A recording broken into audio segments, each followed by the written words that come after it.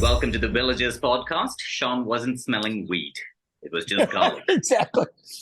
It's amazing how similar they smell. And then you have a thing called skunk weed that smells like a skunk, just because of the actual, what you got to do when you buy it is ask for one that doesn't have sulfur, because that's what creates that. Just a little hint of something that you don't need to know. All right, what's going on in your world? Afternoon thunderstorms as usual. Yeah, well, it's that time of year. Mm-hmm. If you want water for the next 3 months, you got to get them. Just bear with the rains and shut up. Yeah. All right, well, let me see if I can say this intelligently enough, just in case, something bad happens so you can rewrite it properly. So I have a front row seat to literally the most dishonest stuff I've seen my church, which is Catholic, doing not necessarily hundreds of years, because, I think moving some of the Nazis over to South America and Central America may have been our worst deal we did this century, and still not fessing up to that one. But I've got a front row seat to them stacking boards and purposely starting lawsuits that violate not just the Oklahoma Constitution, which is pretty clear, but blurring the lines of the United States Constitution. And literally it's happening here in Oklahoma, and I'm in the meetings where it's happening.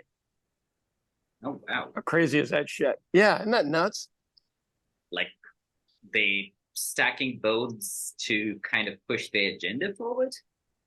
So what happens with corrupt politicians? I'll give you that comparative just so they can't sue me. I've got Notre Dame, which is like the Yale and Harvard of Catholic schools. Their religious liberty law school is doing a bunch of this work for free. So it's even worse because that's who you're up against. So you have a city council or a board or anything like that usually has 5 members or 7 members, so you don't end up in a tie vote all the time.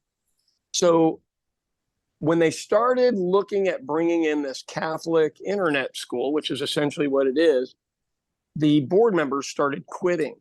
And so they were replaced by, oddly enough, Catholics, which I thought looked very suspect back then. But that you can do that. Like if I want to bring on a city councilman, I can work on their race and help them win. Doesn't guarantee me their vote, but it gets you there. Yeah. So they're up to 4. They have 5 members finally, which means you can actually move forward with voting on something. And the vote was going to be on a Tuesday, and I don't remember whether the guy was fired on Friday or Monday. I truthfully don't remember. This guy's just removed for no reason. And then magically, out of nowhere, the guy that's the third, because it comes in 3-2, the guy that's the third vote magically starts on Monday. And here's what's sad is, so the guy that runs the thing is a guy named Dr. Franklin, and he is on the up and up. And he runs a really good meeting and doesn't allow it to get out of hand or any of that other stuff. And he was a no, and this other person that looks like a businessman was a no. And then the new guy, who Dr. Franklin had advised not to vote because it looked so suspicious, voted anyway. And that was the 3-2 vote that sends this into the American court system. But what's weird is the vote's illegal, because the guy you have to be seated till a certain amount of time, which would be November, to be able to vote. So not only did they stack the board, is what the term is called, stacking, and then he did an illegal vote. And this is my church. I mean, it is really, it isn't upsetting to me because I'm aware of history. God knows my family were in on the Crusades. I got no one to blame. So, cheers. But you look at it and just go, I think the people setting the moral parameters for me as a child, while all the child molestation stuff was going on, I was already highly suspect. And this is just like blow number 2, no pun intended, to the deal where I'm like, could these guys really be the ticket to going, if there's a place, is this the ticket? But on top of it, our former president stacked a lot of the courts with the exact people that will work this through. That's the fear. So the same law It's not a law school and it's not a firm, but they're a representative firm for religious liberty that got Roe v. Wade turned around. But they didn't. Roe v. Wade took 20 years to turn around. So anybody that takes credit for it's full of shit. But yeah, I am front row, front and center. Why is a pub owner front and center on this thing, Deepak? I have no idea. Did you ever Isn't that nobody else gives a shit? I don't think it's that nobody else gives a shit because they have no idea of the ramifications. We just, as Americans, and look, you guys aren't far behind us right now. Everybody is working themselves to death to buy shit. And you just assume that the person that you elected is doing the right thing. And you cannot assume that, even though you liked them personally. It's like, you find out a spouse cheated 10 years ago or something like that. And you're like, what? I would never have seen that coming. And you go, really? Weren't you the person they cheated with before? So the front row seat to the whole thing is that I work a weird enough schedule. I can go to the meetings. 1 o'clock in the afternoon, 2 o'clock in the afternoon. This is when parents are picking up their kids from carpool or kindergarten or anything.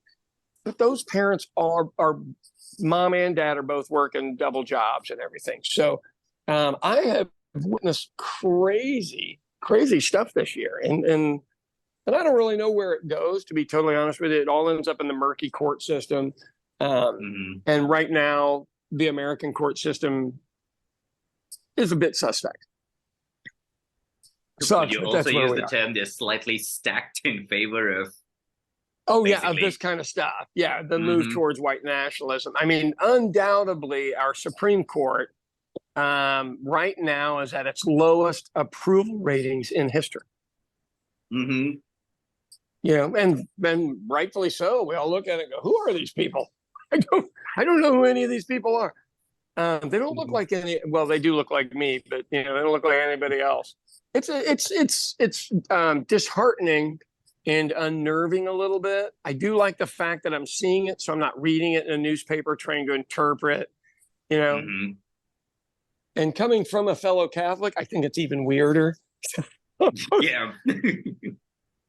Well, the Dr. Franklin guy that runs it came into the meeting on Tuesday, and he came up to me and he was like, Sean Cummings. And I stood up and introduced myself, polite little exchange. He goes, "You are an interesting fellow." Now, if it was the mafia, I would be concerned with what that really meant. You know what I mean? Like, mind your own business. You're an interesting fellow. You're into a lot of things. That means you're not supposed to be. But this guy seems like he was pretty genuine.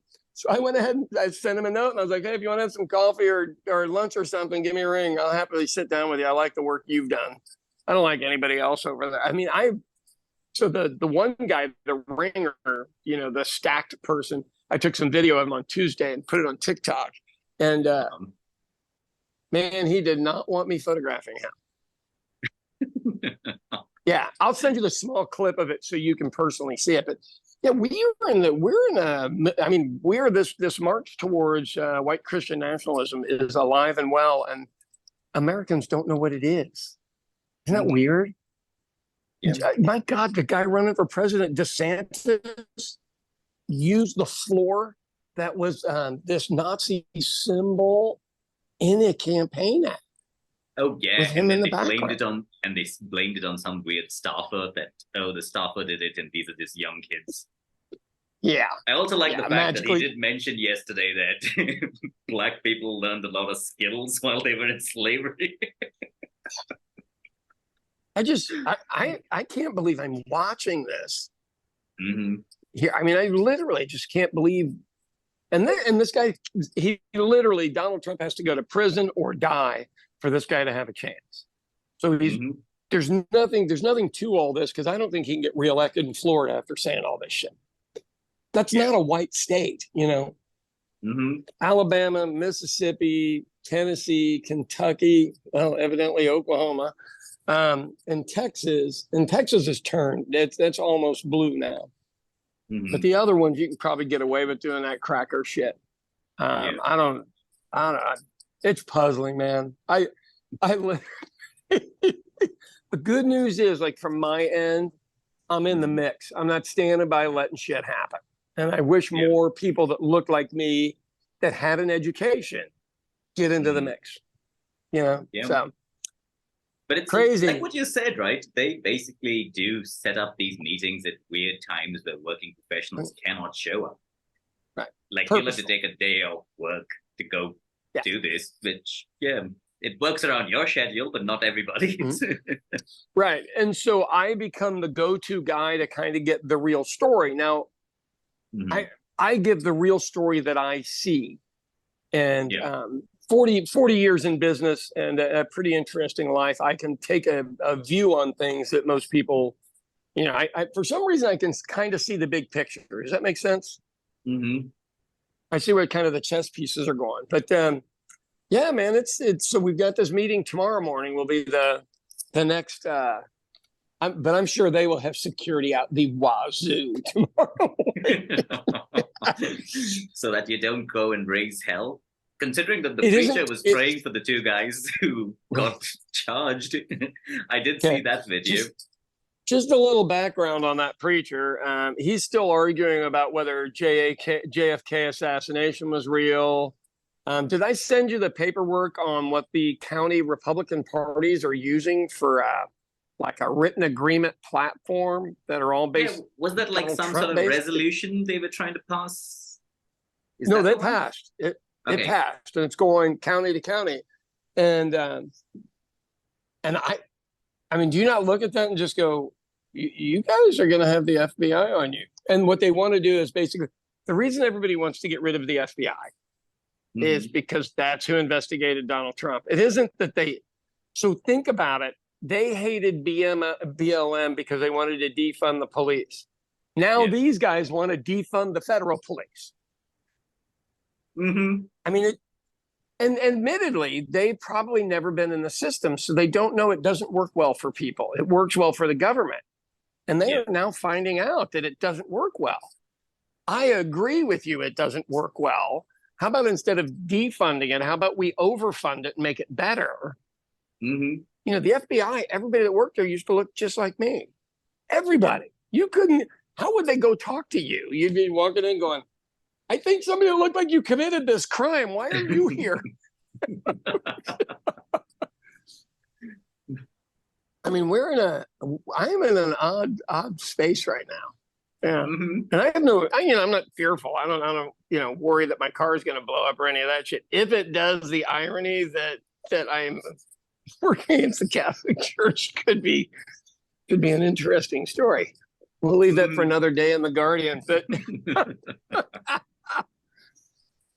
and then so the Republican Party stuff, and I'm not anti-Republican. I've a bunch of friends that are centrists. These are just the folks that make it to the. So, well, yes, you went to a meeting with me. Oh my God! And the guy said, "I love brown." Did he say I love brown people or colored people? What did that guy say to you when we were in Edmonton? He looked at me and he said, "We love brown people as well," just to make me feel included in the conversation. Yeah. So I don't think my people are that far ahead.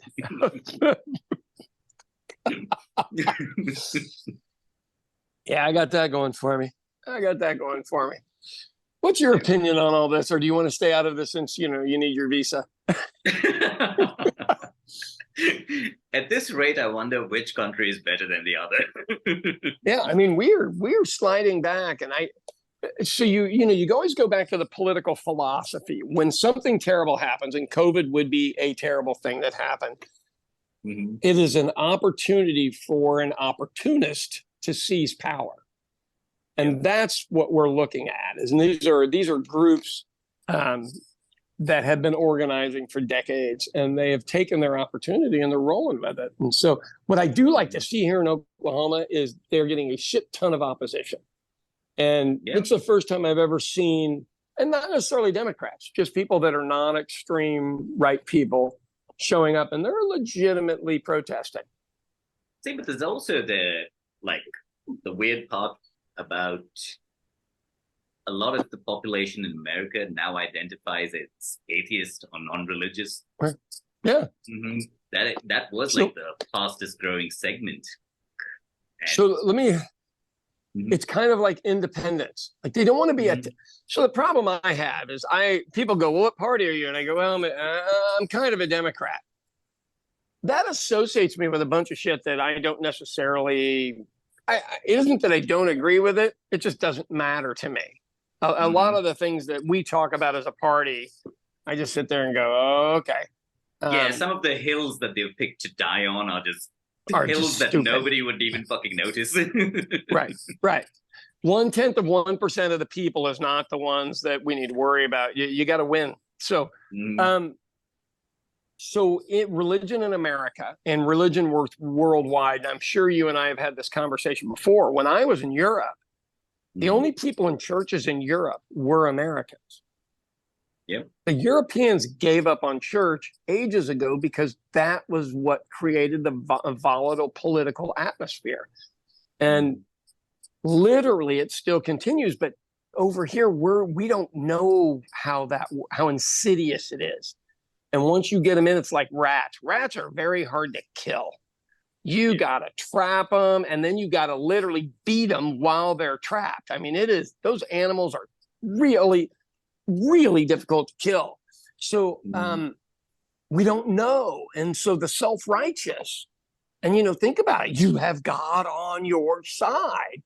That's why we're getting these 70, 75, 80-year-olds doing this crazy shit at these, because they believe, I mean, my goodness, they believe that their God is on their side. Have you ever heard this before with any other country for the last 2,000 years? It's the start of every war. God's on my side. Yeah. And those are the wars that don't end because you think God's going to come save you eventually. I mean, the reason we have separation of church and state here is because most of the people that originally invaded this place, killed all the natives and stole their shit, are from the British Empire.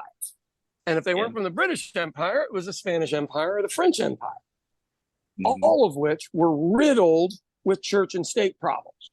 And my family are the last Catholic king from Scotland. So I don't get to act like we're not involved. We literally were the last ones. And Robert the Bruce, who managed to beat us, went with the Church of Scotland. He didn't stay with the Catholic Church, who was the most powerful force of the world we knew of at the time. I'm sure a Chinese dynasty was equally as strong. They just were too far apart. But we don't know anything about that. They don't teach that in history, so we have no idea.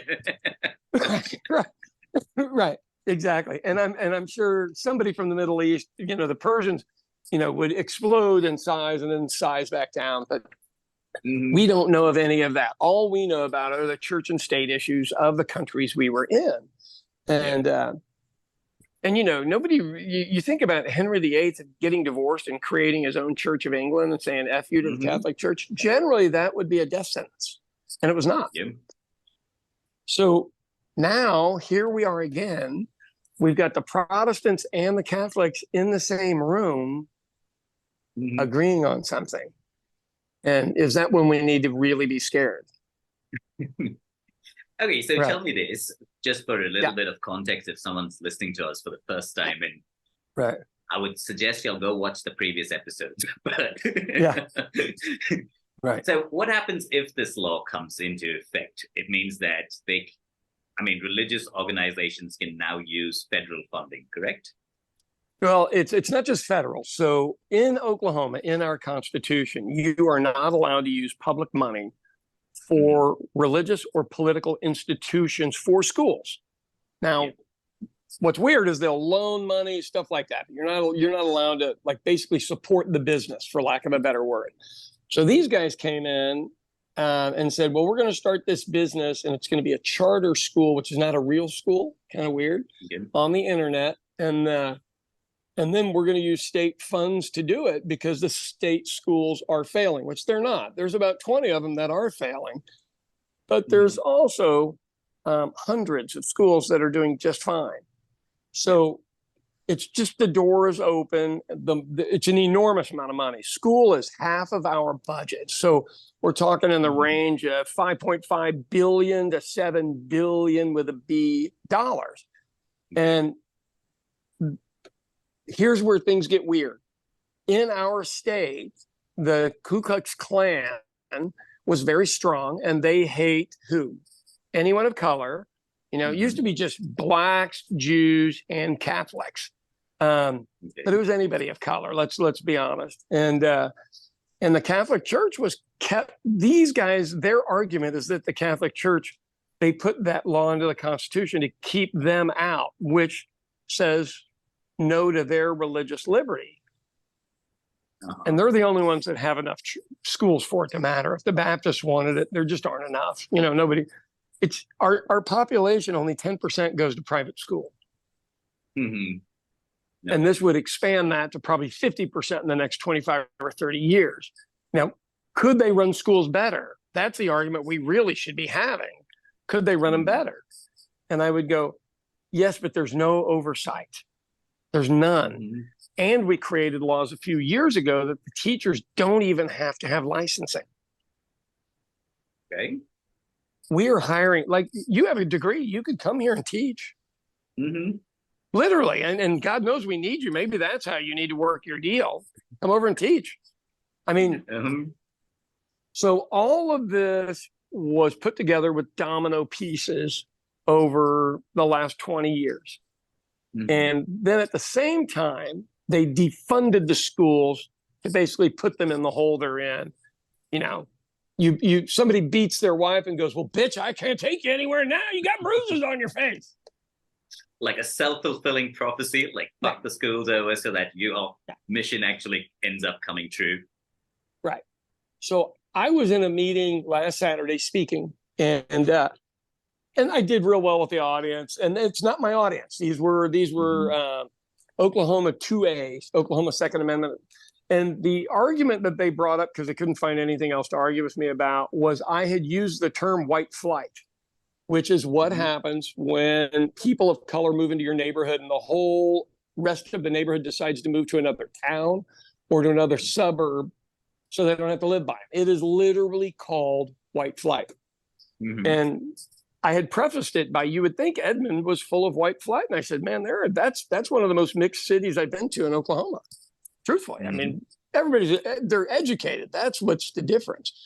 And they, well, you said white flight, that's bigot. And I was like, really? This room is calling me a bigot?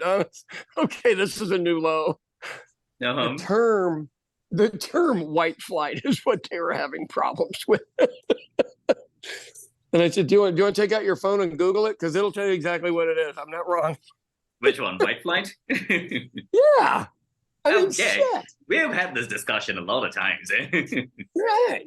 So even when you can't call the thing what it's called, you probably got some issues. But that's where we are on everything. How are we looking on time today? We are 25 minutes in. Okay, so we got 5 minutes or so. So where do you go from there? So the schools that were all defunded and everything didn't happen in those areas. Those kids are doing just fine. It happened in the inner city. And so the complaint is, well, why aren't the inner city schools better? And you go, well, the percentages that you're bragging about out there were taken from the inner city and put out there. So do you want to put them back where they're supposed to be? And then let's take the numbers, because it just keeps getting thinned out. And the Catholic Church, nor the Baptist Church, nor Black preachers, nor Latino preachers are going to solve the fact that the parents who really care about education go where the education is. They do. No matter what term you want to put on it, that leaves this other group of individuals sorely behind. Yeah. So what do we do about the separation of church and state, which is getting very, very, very, very muddled now? So murky that it's very weird, because I'm pretty sure that we do have something in our constitution here, as well as the preamble to the constitution, which just says that it declares that India is a secular state, that we don't really have a religion type thing, which. So my biggest thing on the church and state thing is so as churches are shrinking, and their financial resources are shrinking worldwide. It's not just here in America, worldwide. Are they doing the hand in the jar full of marbles, and they're gripping it and they're going to get control? And we go back to the old way when people were happy with church. How does that marketplace work in America now? So we had all male run churches, right? Is that fair to say they're all male run? I don't know of a female run church. I had two aunts of mine that easily could have been PhDs, but they ended up being brain surgery scrub nurses. And the other one ran schools instead of school districts, and they were both had all the talent in the world. My uncle, the priest, got to do whatever he wanted. Moved to South America, started orphanages, old folks' homes, all this other stuff. So that hierarchy is still there. We talk about trans people in schools. You know who the only person wearing a dress is? The priest. Yeah. He comes in that 1950s old black gear that's basically a dress. There's a name for it, but it's a dress. And then we're talking about trans people, and you're like, does anyone else see the irony here other than me and Dave Chappelle? So is this the next fear of losing that hierarchy? Because what people did is they just walked away from church. I mean, what I'm seeing does not make me go there and pray. I mean, I am seeing corruption, like straight up corruption. How do you identify with that and go, oh, that's the moral guiding principle? Do you know, like, if you were thinking on the weird outlines that I think of, do you think that it's the reduction in revenue and people attending church when now they're trying to get a foothold into schools because that would be a most steady source of income? Yes, I do. And look, will I say the Catholic Church teaches well? Yeah, they do. They've got education down. But they also have education down because it's a reading public. Like, we read. If you go to church all the time, you generally read. How will they do with the masses? I don't know, because this is going over the United States so quick. We're not going to know for 10 or 15 years. But that is not what you're guaranteed here. Look, what are you going to do if there's a child molester in there? Because we had them when I was a little kid, and they're paying out still now in, like, Philadelphia. There was another place this past week, $54 million this past week. The cases are from 40 years ago. Their lawyers kept it going for 40 years. Yep. And I want guardrails for that. I think that's fair. If you're going to mess up the Constitution, give me some guardrails for how are you going to investigate these guys? Yeah. I mean, it's worrying. And look, I don't know how it was for you guys, but the Native Americans got put in these Catholic boarding schools, and the abuse was horrific. Catholic Church ran the public school system in Ireland. They had the contract for it. And so I literally have a dad that had firsthand experience with it. Yeah. That's not good. It's not necessarily good. So that's where we are, my friends. No, goodness. What is the way out of this? This I don't know if depressing conversation we've ended up in. Yeah, well, that's what you and I do. We're the podcast. If you feel good today and you don't want to listen, I don't look. We've got people getting active now, and it's probably too late. I hate to be the person to break that to them. The time to get active was when I first got into it months ago. But that's how the crescendo works. And they got the vote in before people got that active. Yeah. Sneaky. We have, well, we just have this hateful thing that Democrats and all this other stuff. And eventually these folks will realize that your neighbors aren't that bad just because they don't think the same political ideology you do. So, that's all I got on it, brother. Well, that was our very depressing show on separation of religion and state. There are parallels that are there in other places in the world. Some I can't talk about. Yeah. God isn't that the truth.